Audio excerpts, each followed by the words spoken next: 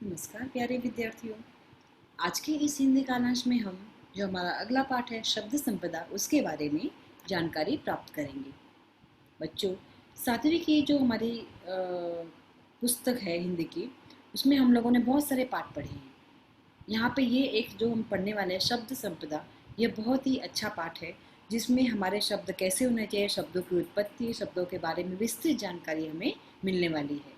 तो इस पाठ को, इस हिंदी के कालांश को बहुत अच्छे से आपको देखना है, सुनना है और एंजॉय करना है। ठीक है बच्चों, तो हम शुरू करते हैं आज का कालांश। हमारा जो पाठ है वह है शब्द संपदा।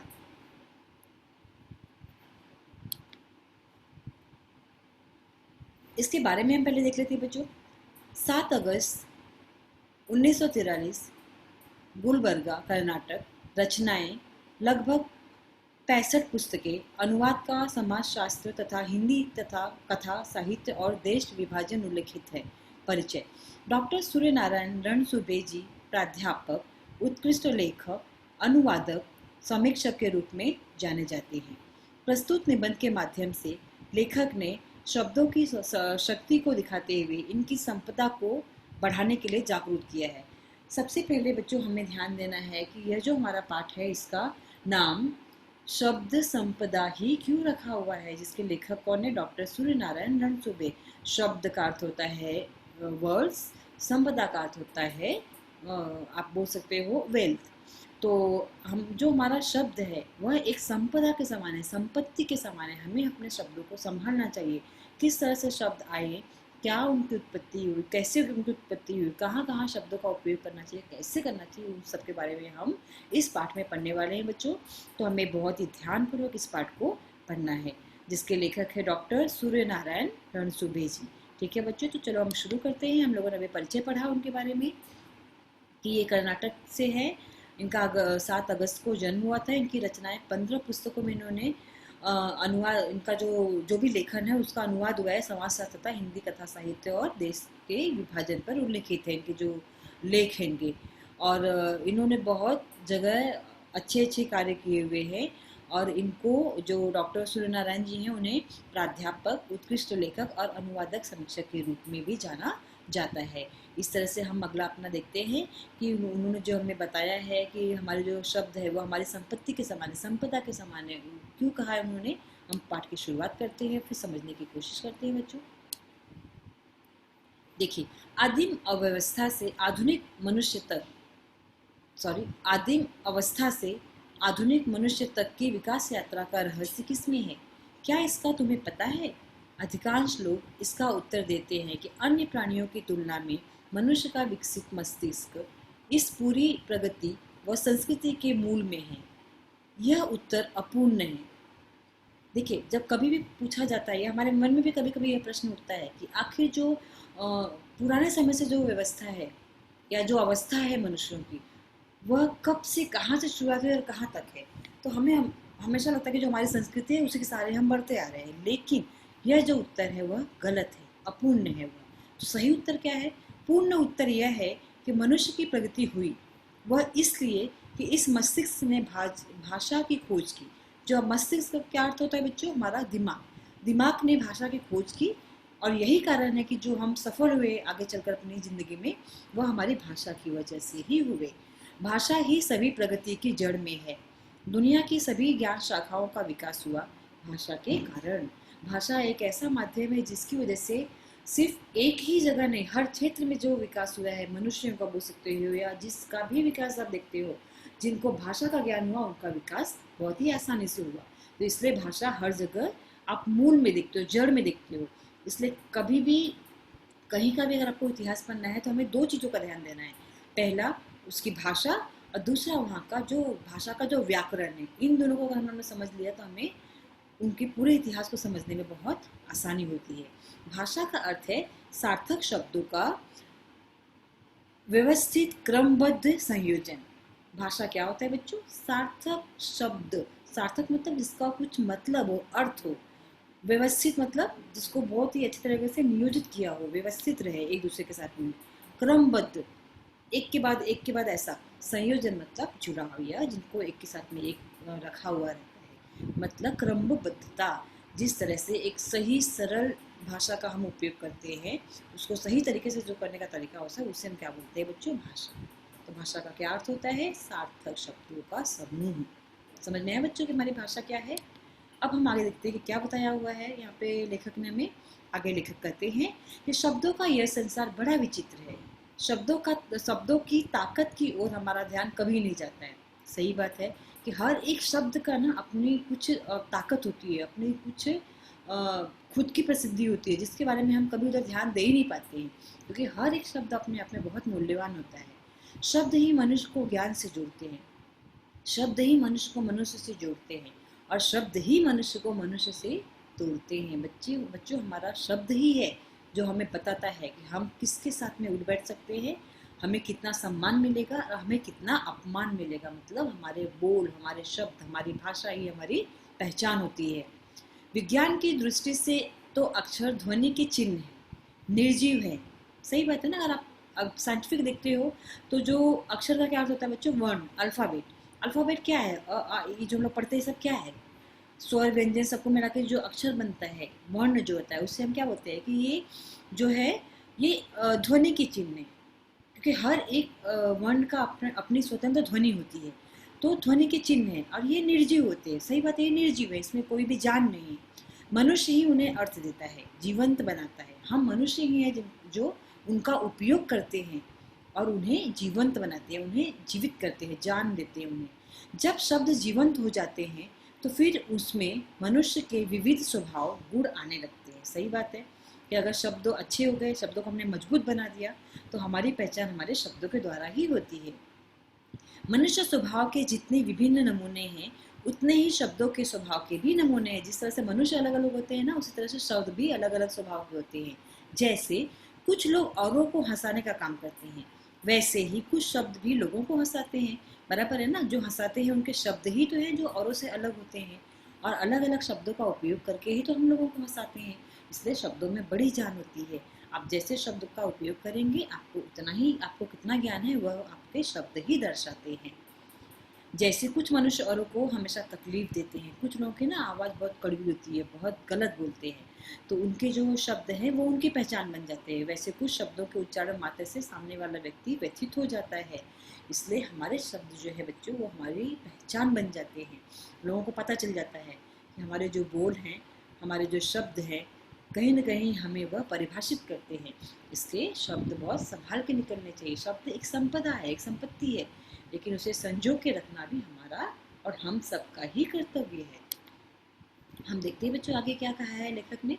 कई बार तो ऐसे शब्दों को सुनकर वह रोने भी लगता है। वह मतलब हम इंसानों की बात हो रही है। शब्द ही है जो हमें एक दूसरे के प्रति आकर्षित करते हैं, लेकिन शब्द ही है जो मनुष्य को मनुष्य से दूर भी कर देता है। और कुछ शब्द ऐसे होते हैं, इतने कड़वे होते हैं कि अगर सुन ले तो दूसरा मनुष्य सामने वाला जो है उसे रोने लगता है।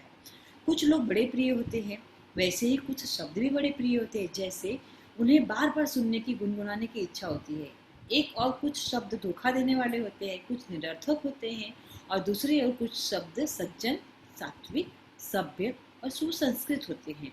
कुछ शब्द निष्क्रिय बना देते हैं, जैसे अभी आपको बता दें, कुछ शब्द निष्क्रिय बना देते हैं। निष्क्रिय मतलब आपको कुछ भी करने के लिए नहीं देंगे। जैसे कुछ मत करो, जो भाग्य में है वह तो मिल ही जाएगा। ये जो शब्द है, सही बात है, आपको निगेटिव जो हमारा नकारात्मक दिशा है उधर लेके जाएंगे, क्योंकि हमें कहीं ना कहीं बोला जा रहा है कि कुछ मत करो। आप जैसे आपको भाग्य में जो भी लिखा रहेगा आपको वही मिलेगा, इसलिए कुछ भी मेहनत करके फ़ायदा नहीं है। तो ये हमारे शब्द ही हैं जो सामने वाले को हताश कर देंगे। लेकिन अगर वही हमने बोला नहीं, कर्म करो, फल की आशा मत करो, एक न एक दिन आपको जरूर सफलता मिलेगी, तो हमारे ये शब्द ही हैं जो हमें आगे बढ़ने के लिए मजबूर कर देते हैं, मजबूत बना देते हैं। तो हमारे शब्द ही हैं जो हमें आगे भी बढ़ाते हैं, हमें पीछे भी गिराते हैं। इसलिए शब्दों का सही उपयोग बहुत जरूरी है बच्चों। शब्दों का धोखा देने वाले होते हैं, जैसे कुछ शब्द जो हम झूठ बोलते हैं उसे हम क्या बोलते हैं कि वो शब्द तो धोखा देने वाले, कुछ निरर्थक होते हैं। कुछ शब्द का हम ऐसा प्रयोग करते हैं जिसका कुछ मतलब नहीं, जैसे बच्चों के जरूर आ हुए कुछ भी बोलते रहते हैं, तो उसका कुछ अर्थ है क्या? नहीं। दूसरी ओर कुछ शब्द बहुत सज्जन, सात्विक, आप आइए, बैठिए, कृपया आप क्या लेंगे बताइए, ऐसे शब्द जो होते हैं वो कैसे होते हैं बच्चों? सज्जन होते हैं, सात्विक, जो भगवान से जुड़े हुए रहे, सभ्य और सुसंस्कृत। जैसे आप जो भी है उनको बोलेंगे श्रीमान आपको क्या चाहिए, तो आप जो रिस्पेक्ट देते हो, जो आदर देते हो, जो सम्मान देते हो, वो शब्द जो होते हैं वो हमारी पहचान बन जाती है। इसलिए हर प्रकार के शब्द जो है आपकी वो अलग अलग पहचान को खड़ा करते हैं, आपके एक मजबूत व्यक्तित्व को बनाते हैं। इसलिए हमारे शब्द ही अच्छे होने चाहिए। जैसे हम देख लेते हैं बच्चों, यहाँ पर लिखा था कि नहीं मिलेगा, नहीं है तो नहीं मिलेगा। न्यूटन ने कहा है, न्यूटन आप सबको पता है, हमें बताने की ज़रूरत नहीं है कि न्यूटन जो है वह किसी भी पहचान के मोहताज नहीं है।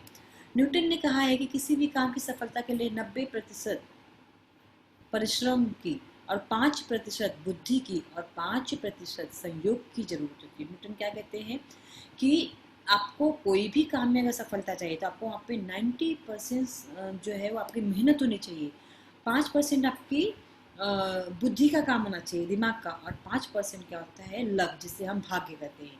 परंतु याद रखें, किसी भी काम को पूर्णत्व देने के लिए 90% कठोर परिश्रम की जरूरत होती है। तो हमें किसी भी काम में अगर सफलता चाहिए तो हमें क्या करना है, पहले मेहनत करना है, क्योंकि किसी भी काम का जो 100% होता है बच्चों, उसमें 90% तो हमारी मेहनत ही है।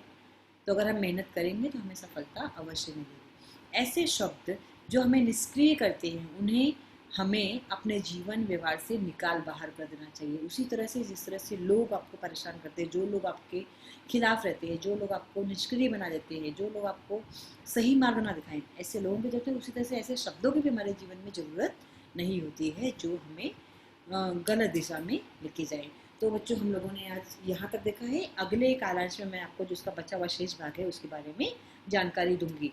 हम देख रहे थे कि हमें कठिन शब्द क्या मिले बच्चों। यहाँ पे हमें कठिन शब्द मिला है तकलीफ। तकलीफ का मतलब क्या होता है बच्चों, परेशानी। निष्क्रिय, कृतिहीन, मतलब हमें कोई भी कार्य करने नहीं देगा वो। मिलनसार, मिलजुल कर रहने वाला।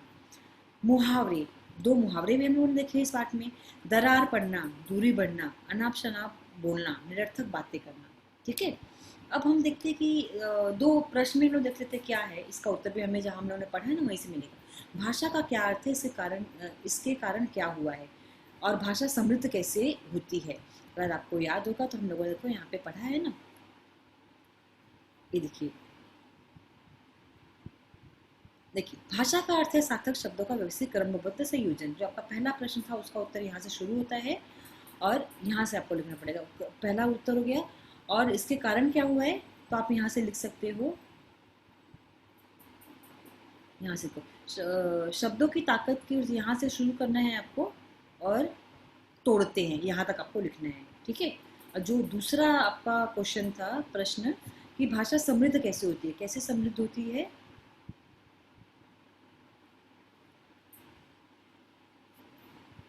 देखिए आपको ये भी आपको इधर ही दिया हुआ है।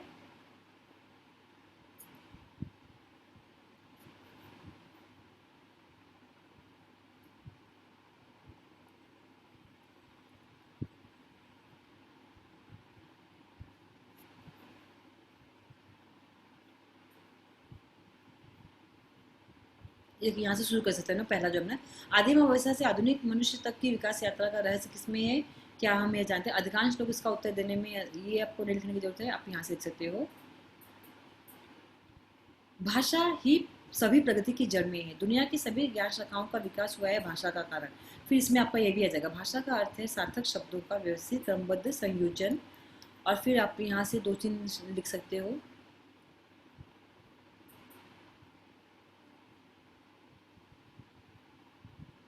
ये पार्ट नहीं का बच्चा, वो वहाँ का स्टार्टिंग का 3-4 ले लो और उसके बाद आपको थोड़ा सा इधर से लिखना पड़ेगा। ये